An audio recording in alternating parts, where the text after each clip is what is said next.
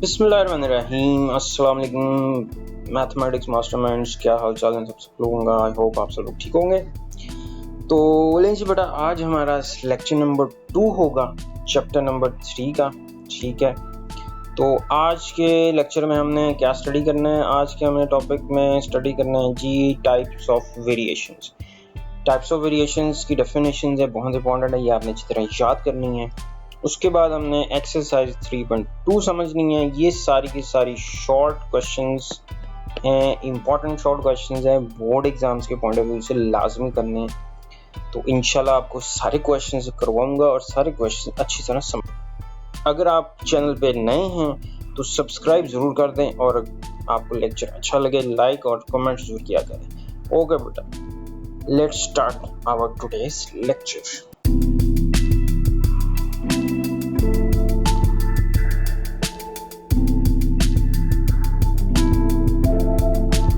Definition करनी है। अब वेरिएशंस चैप्टर का टाइटल है हमारा वेरिएशन। अब वेरिएशन का मतलब क्या होता है?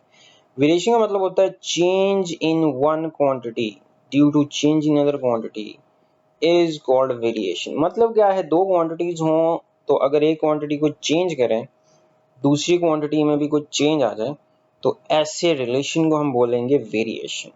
इसका मतलब होता है कि दोनों क्वांटिटीज में वेरिएशन आ रही है। अब वेरिएशन बेटा टू टाइप्स की होती है। कौन कौन सी होती है? एक होती है डायरेक्ट वेरिएशन और एक होती है इनवर्स वेरिएशन। तो सबसे पहले हम डायरेक्ट वेरिएशन को स्टडी करते हैं। अब ये आपको नजर आ रहा है लाहौर बोर्ड 2014, 16, 17, 2014, 16, 17। तो साहिवाल बोर्ड में भी ये 22 में भी आया है, 2017 में भी आया है, 2016 में भी आया है। बहुत इंपॉर्टेंट डेफिनेशन है, 3 स्टार करते हैं इसको। ठीक है, चलिए डेफिनेशन बहुत आसान सी है।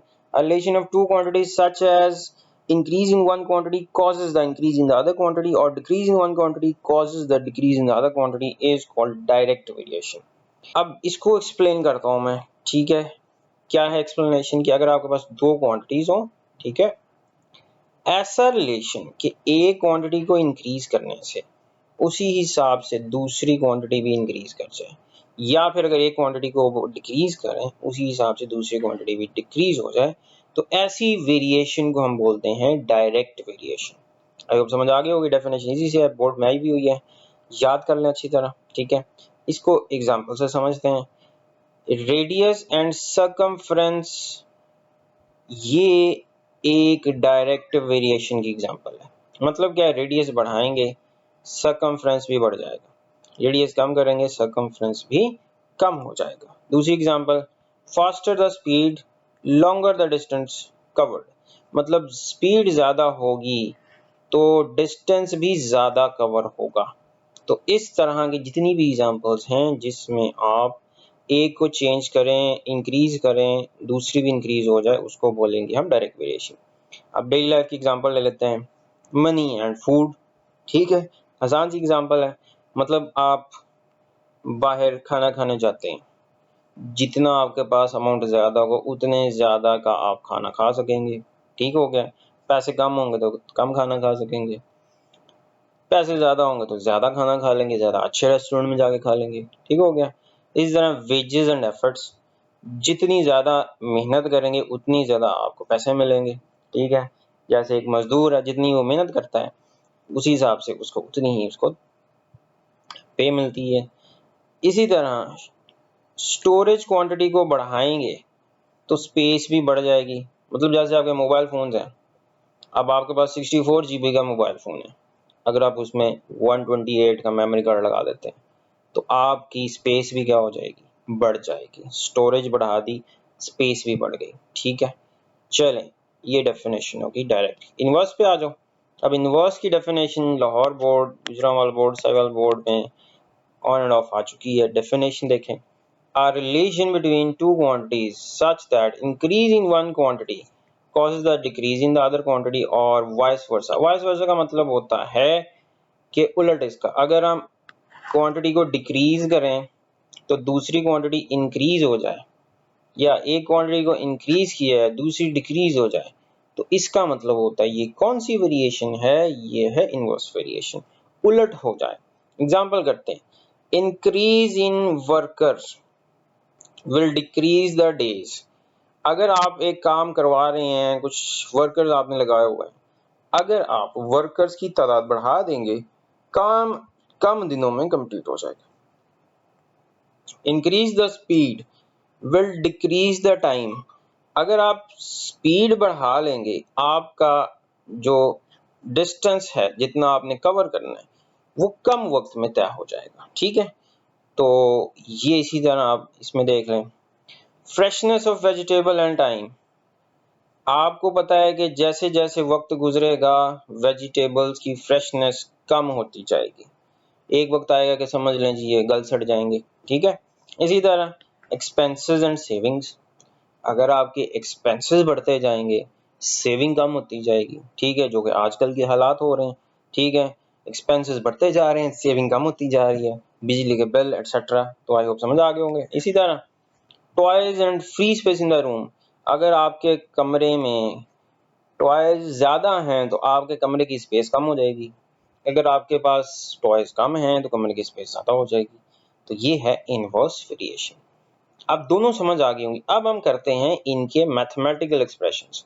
सबसे पहले डायरेक्ट वेरिएशन। डायरेक्ट वेरिएशन को मैथमेटिकली कैसे रिप्रेजेंट करेंगे? अगर मेरे पास एक क्वांटिटी y है, एक क्वांटिटी x है, इनको डायरेक्ट वेरिएशन को ऐसे रिप्रेजेंट करते हैं। इसको बोलते हैं y varies directly as x।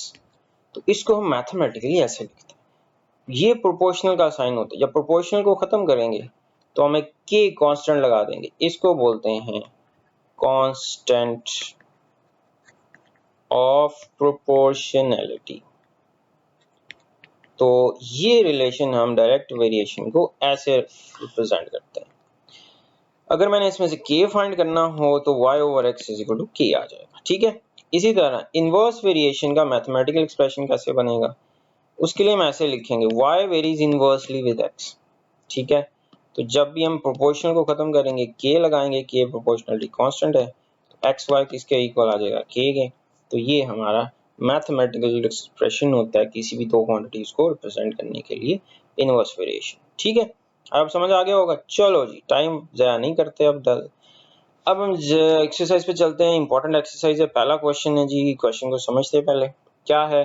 If y varies directly as x and y is equal to 8, x is equal to 2, find y in terms of x, y when x is equal to 5, x and y। तो सबसे पहले क्या है जी, चलो जी start करते हैं। Question number 1। Question क्या है? y varies directly with x। तो आपको पता है y इक्वल टू क्या हो जाएगा? kx के। इसको 1 का नाम देते हैं। अब हमारा सबसे पहला स्टेप ये ही हुआ करेगा हर क्वेश्चन में। पहले आपने k फाइंड करना है। k के लिए आपको y और x की वैल्यूज गिवन होगी। तो क्या करें, आप पुट कर दें y is equal to 8, x is equal to 2।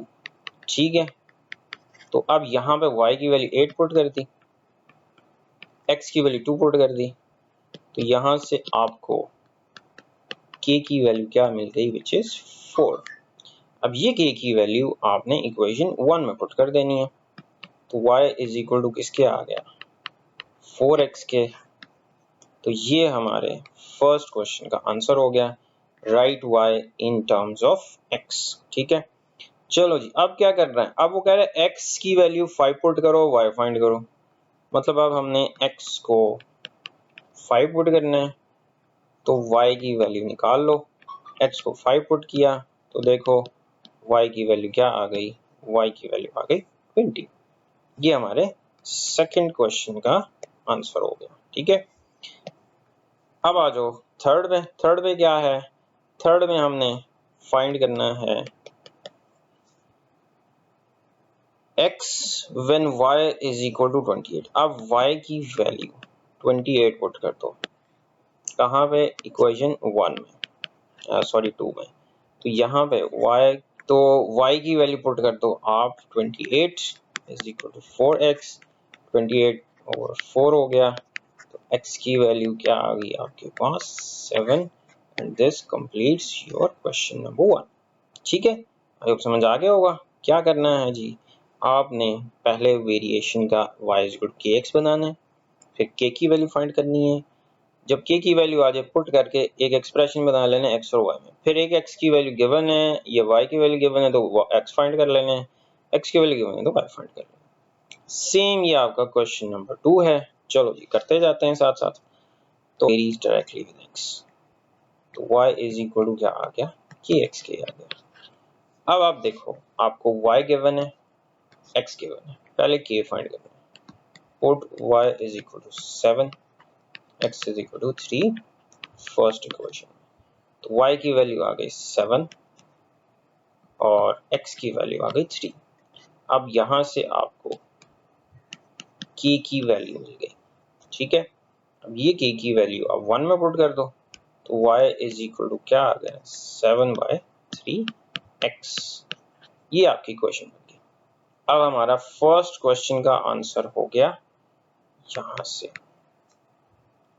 अब आ जाओ सेकेंड क्वेश्चन। सेकेंड में कह रहा है find x when y is equal to 35। आप x फाइंड करो, y की वैल्यू 35 पुट करो। सेकेंड में 35, तो यहां से x कैलकुलेट करना, ये 3 तो जाकर मल्टीप्लाई हो जाएगा, 7 डिवाइड हो जाएगा, तो यहां से 7 5 35, तो x की वैल्यू क्या आ गई 50। ये आपके सेकंड का आंसर आ गया, ठीक है। अब थर्ड क्वेश्चन, थर्ड में क्या करना है, फाइंड, बल्कि ये सेकंड का हिस्सा है, ठीक है। x की वैल्यू पुट करो 18 और y फाइंड करो। किस में पुट करना है हमने, सेकंड में, यहाँ पर ये वाली इक्वेशन। तो y इक्वल टू आ गया 7/3 मल्टीप्लाइड बाई 18, 6 3s are 18 और 7 6 कितने हो गए 42, and this completes your answer, ठीक है। अब समझ आ गया होगा, ठीक है जी। कोई क्वेश्चन हो तो पूछा करो, ठीक है जी। Okay let's move to question number 3। अब इसी तरह के बेटा इजी से क्वेश्चन चलते जाएंगे, आपने इस तरह करते जाना है। सोल्यूशन पे आ जाओ। Question number 3, R varies directly with capital T. पहला स्टेप बोलो क्या है, के कांस्टेंट ऑफ प्रोपोर्शनैलिटी। अब फाइंड करना है के, आर की वैल्यू 5, टी की वैल्यू 8, पुट कर दो। 5 is equal to k into 8,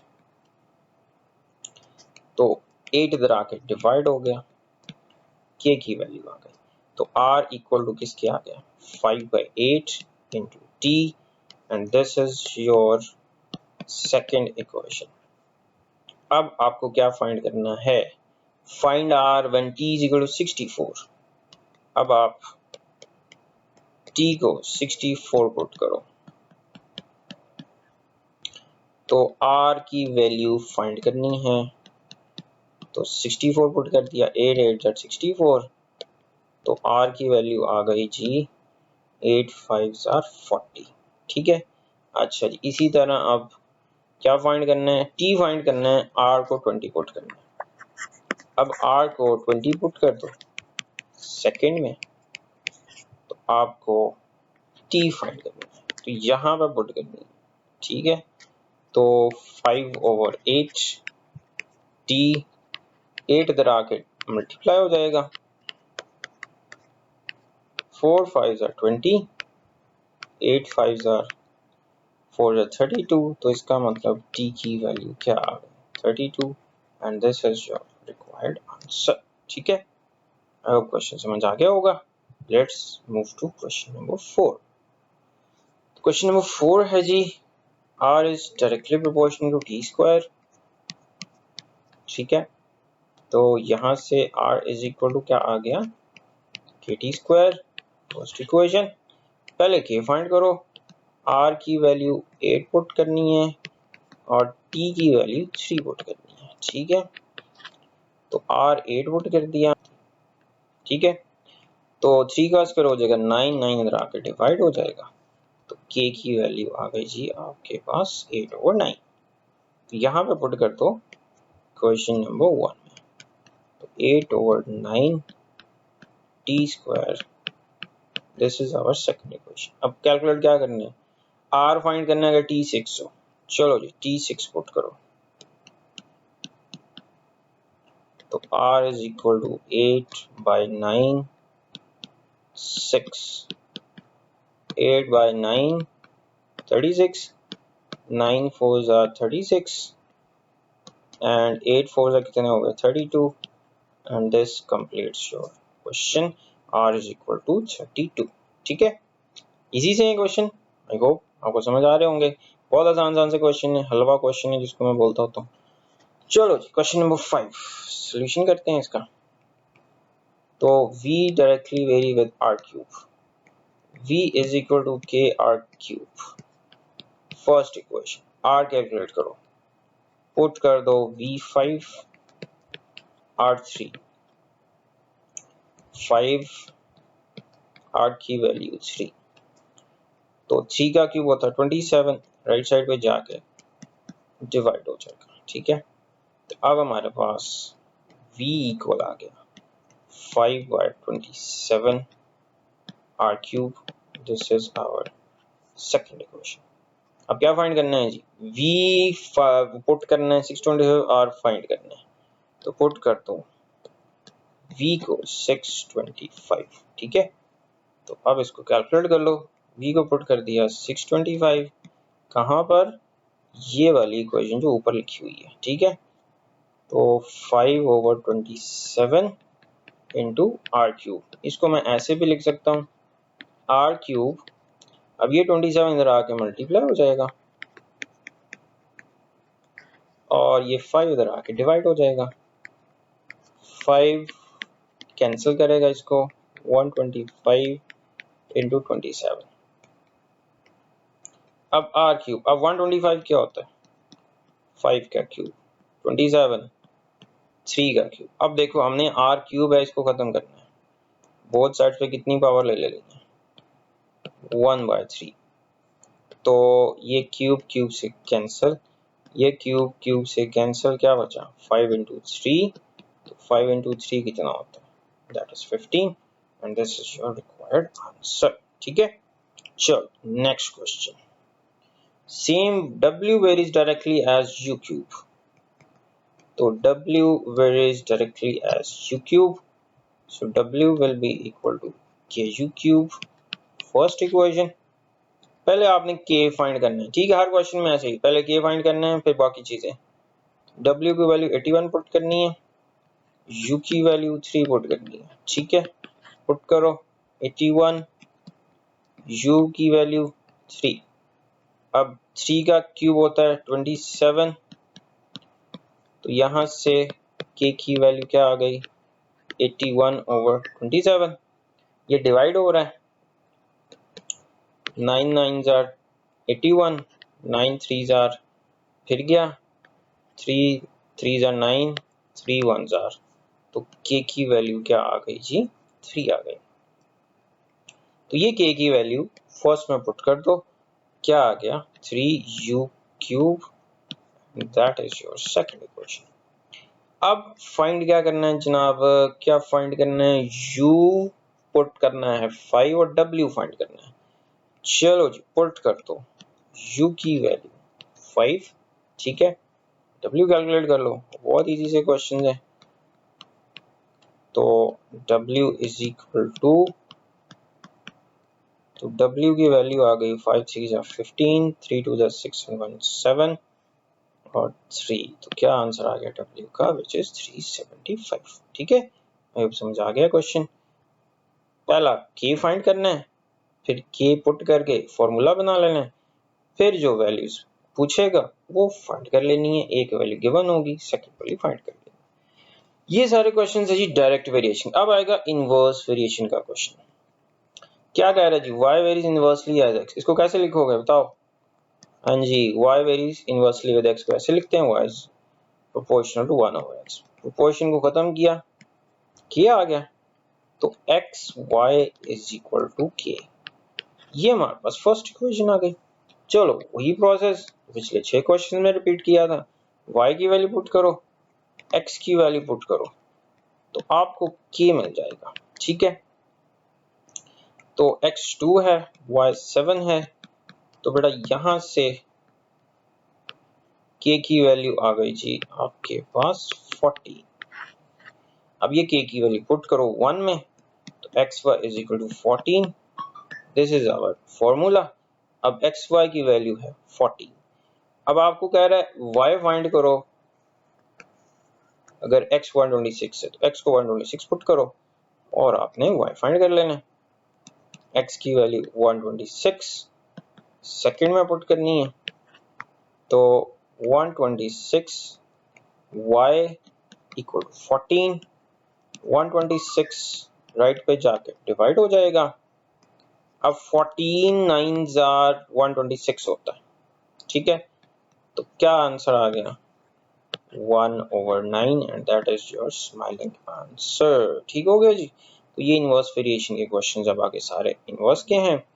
अब इसी तरह ये क्वेश्चन नंबर 8 आ गया बेटा, सेम है, करते जाओ समझते जाओ, ऐसे किया करो, साथ अपना रजिस्टर पकड़ लिया करो, मेरे साथ साथ जैसे मैं कर रहा हूँ वैसे वैसे आप करते जाओ। समझ आ रहा है? ठीक है, पहले क्वेश्चन पकड़ लिया आपने, पहले सॉल्व कर लिया, फिर मेरा क्वेश्चन का सोल्यूशन देख लो। इस तरह ये है कि आपको अच्छी तरह समझ आ जाएगी, मिस्टेक हो गया आपको समझ आ जाएगी। ठीक हो गया, ये प्रिपरेशन के लिए इजी हो जाएगा। वाई इनवर्सली क्वेश्चन 2,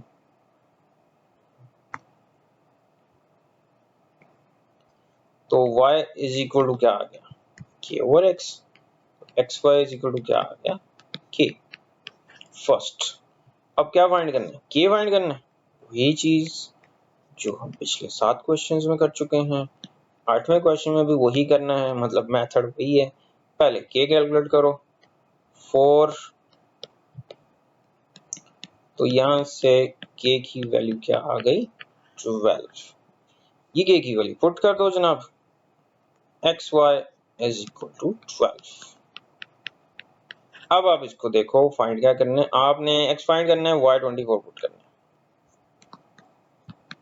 y को 24 पुट करो,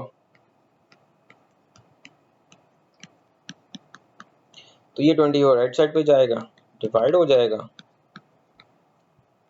तो x 12 से ये 2 पे चला 6 पे चला जाएगा, 6 2 ज़ा 12, बल्कि ये 12 2 ज़ा, चलो मैं डिवाइड कर चुका हूँ, ये आ गया जी 6 2 ज़ा 12, अब 2 पे चला जाएगा, क्या आंसर आ गया 1/2। ठीक है, आई होप समझ आ गया। चलो जी चलते हैं अगले क्वेश्चन पे, ठीक है। हाँ जी, W varies inversely with Z, क्या बनेगा, W is equal to K by Z, WZ is equal to K, ठीक है। तो अब आपको K फाइंड करना है, W को पुट करो 5 और Z को पुट करो 7, तो ये आ जाएगा K, तो K की वैल्यू आ गई जी 35। ठीक हो गया। अब जरा समझ लो, Z is equal to 175 put करना है, अब ये K की वैल्यू पुट करो, WZ इज इक्वल टू 35, ये हमारी इक्वेशन बन गई। अब आपने फाइंड करना है WZ की वैल्यू 175 और 4 पुट करो, चलो जी पुट करो जी, WZ की वैल्यू 175/4, तो W फाइंड करना 175/4 35, तो ये जाके उधर मल्टीप्लाई हो जाएगा, 35 मल्टीप्लाइड बाय 4/175। अब इसकी जरा कैंसिलेशन कर लो, 7 पे जा सकता है जी, 7 5 ज़ा 35, 7 2 ज़ा 14, 7 5 ज़ा 35, 5 5 ज़ा 25, तो W की वैल्यू क्या आ गई 4/5। ठीक है, समझ आ गया भी आपको, क्लियर है। तो ये क्वेश्चन था हमारा क्वेश्चन नंबर 9। चलो जी क्वेश्चन नंबर 10 पे आ जाओ। अब आई होप आपको सारे समझ आ गए होंगे, प्रोसेस समझ लेना है, अब आप ये सारे क्वेश्चंस इजीली खुद कर सकते हो। चलो जी, K/R², तो a R square is equal to k first equation. अब के फाइंड करना है, ए को 2 पुट कर दो और आर को 3 पुट कर दो। ठीक है जी, तो ए की वैल्यू 2 पुट की, आर की वैल्यू हमने पुट करनी है, इरेजर लेके आए हैं, आर की वैल्यू 3 का स्क्वायर हो गया, तो के आ गया जी 2 into 9, तो के की वैल्यू कितनी आ गई 18। ठीक है, अब ये के की वैल्यू पुट कर दो इक्वेशन 1 में, a R square is equal to 18 second equation. अब क्वेश्चन क्या है जी, आर फाइंड करो, ए 72 पुट करना है। लो जनाब मोहतरम, ए 72 पुट करो जी क्वेश्चन नंबर 2 में। ठीक है, तो आर कैलकुलेट करो, 72 R square is equal to 18, R square is equal to 18 by 72। अब देखो जरा ये किस पर जा रहा है, 2 पे गया, 9 और 36, 9 1 जा 9, 9 4 जा 36, तो आर स्क्वायर क्या आ गया 1 बाय 4। अब इसका स्क्वायर रूट ले लो, तो आर किसके इक्वल आ गया, प्लस माइनस 1 बाय 2 के, that is your required answer. ठीक है, चलो जी, 2 रह गए क्वेश्चन, 3 11 पे आ जाओ। 11 भी सेम है, A proportional to 1 by B square, क्या लगेगा, हाँ जी के लगेगा जी, तो क्या बन गया जी, A B square is equal to K बन गया, फर्स्ट इक्वेशन आ गई। लो जनाब अब क्या करना है, अब हमने ए और बी पुट करना है, ए 3 पुट करना है जी, बी 4 पुट करना है जी, सॉल्व कर लो, ए की वैल्यू 3, बी की वैल्यू 4 इज इक्वल टू के। तो अब देखो जी 3 into 16 हो जाएगा, तो बेटा देखो क्या आ गई, की वैल्यू 16 3 जा 48। ठीक हो गया, अब ये वैल्यू जो है आप 1 में पुट कर दो, ये वाली इक्वेशन, तो ये हमारी इक्वेशन बन गई, फॉर्मूला बन गया। अब क्या करना है जनाब, अब ए फाइंड करना है, बी को 8 पुट करो बी को 8 और ए कैलकुलेट करो, तो ए है 8, बी की वैल्यू 8 पुट कर दी, 48, 8 का स्क्वायर होता है 64, 64 is equal to 48, 48 over 64, cancellation करो, 8 पे जा सकता है, 12 पे जा सकता है, 12 4 जार 48, ए चला गया जी 8 पे, 8 6 जार 48, 8 8 जार 64, 2 पे चला गया, 2 3 जार 6, 4 2 जार 8, तो क्या सोल्यूशन आ गया हमारा, a इज इक्वल टू 3/4। ठीक है, चलो जी आ जाओ क्वेश्चन नंबर 12। चलो जी ये आ गया जी, v varies inversely with r cube. पहला स्टेप क्या है जी, k ओवर r क्यूब, हाँ जी क्या आ जाएगा, v r cube is equal to k, first equation.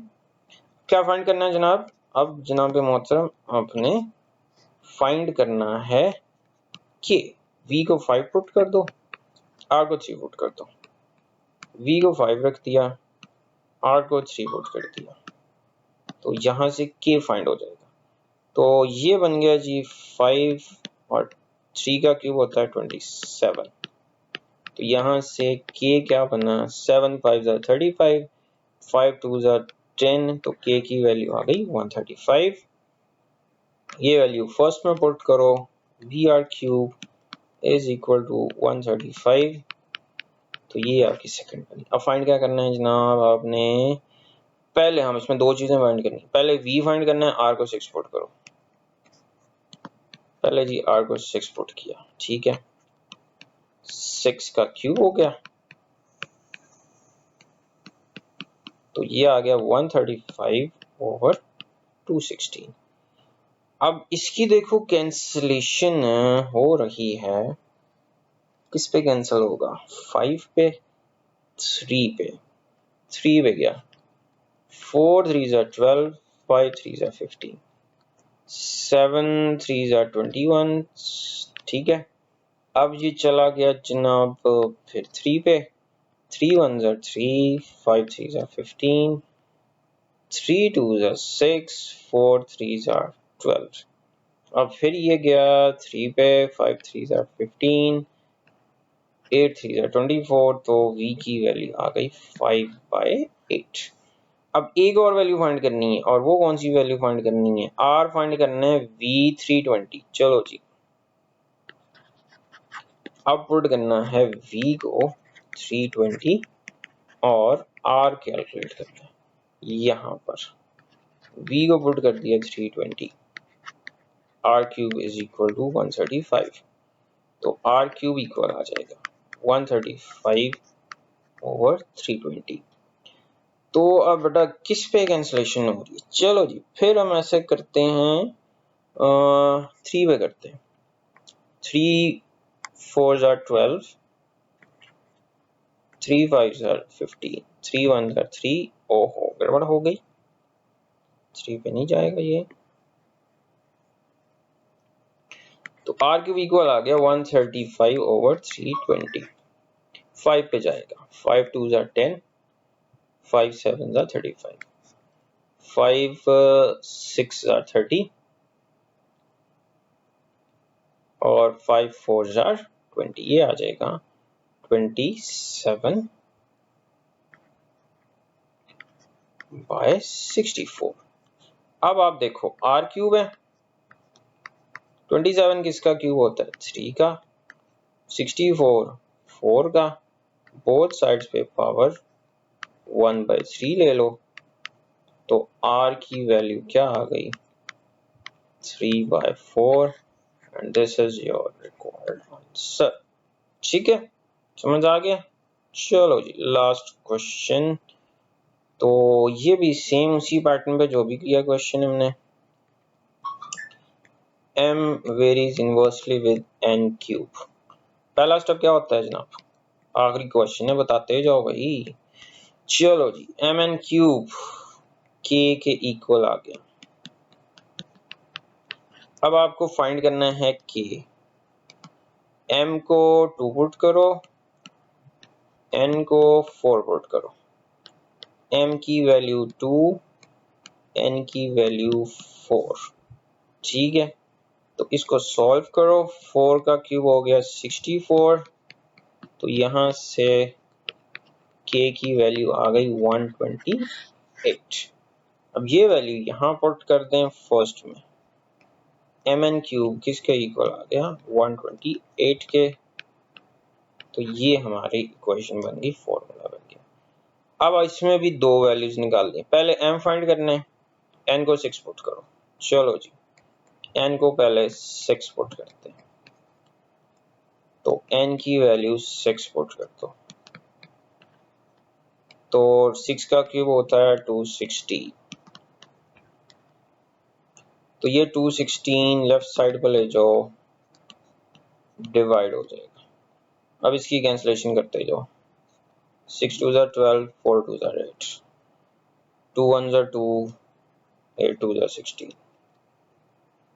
32 2 पे गया, फिर 2 पे गया, फिर 2 पे गया जी, फिर 2 पे गया, तो मजीद ये वैल्यू सॉल्व नहीं हो रही, तो m की वैल्यू आ गई 16/27, पहली वैल्यू आ गई। ठीक है, अब क्या पुट करना है जनाब, अब m 432 पुट करना है, तो अब आपने m को पुट करना है